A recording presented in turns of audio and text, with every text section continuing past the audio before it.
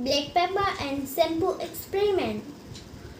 Hello everybody, my name is Janvi Gopal from grade 3rd.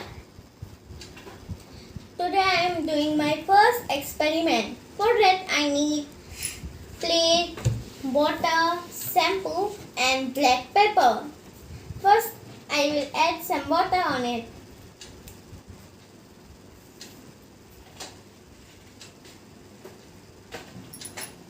Then I will apply some black pepper on it. Putting my finger on it. Nothing is happening. Now I will apply some shampoo on my finger.